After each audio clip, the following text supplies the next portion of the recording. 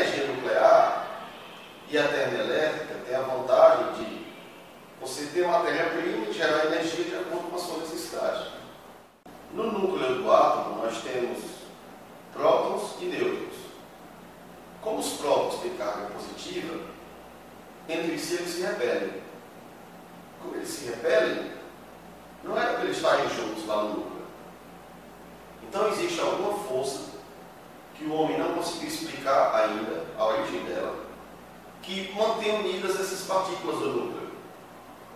E é associada a essa força que nós associamos ao núcleo a chamada energia nuclear. Essas reações liberam calor e esse calor vai produzir energia elétrica. Então, uma vez que você tenha um urânio, você vai gerar energia elétrica. E as reservas de urânio no Brasil dão autonomia para gerar energia por muito tempo. O problema é que a gente tem que guardar os rejeitos radioativos por milhares de anos, porque eles ainda têm atividade radioativa. E isso é o risco que se está correndo atualmente, né?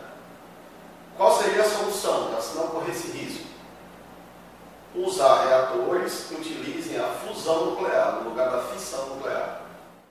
A gente sabe que a fusão nuclear é mais conhecida por ser o fenômeno que acontece no Sol, a nossa estrela do nosso sistema solar. A fusão nuclear não tem rejeito radioativo. A fusão é o oposto da fissão. Você bombardeia dois núcleos e eles se fundem num só. Esse processo libera muita energia também. É o próximo passo de energia para a humanidade, porque a fissão nuclear, que é o que nós temos hoje, apesar de produzir muita energia, ela é limitada devido ao lixo radioativo que ela produz. Então, se o ser humano consegue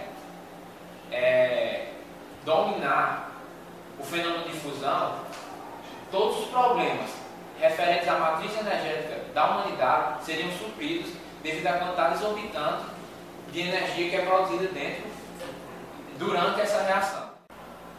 Se o homem conseguir controlar o processo da fusão nuclear, está resolvido o problema energético mundial. A maior arma que o homem já criou na história que temos até hoje é a bomba de fusão nuclear de hidrogênio. Então, apesar de ser o futuro da nossa matriz energética, é também atualmente a maior arma destrutiva que o homem tem em mãos.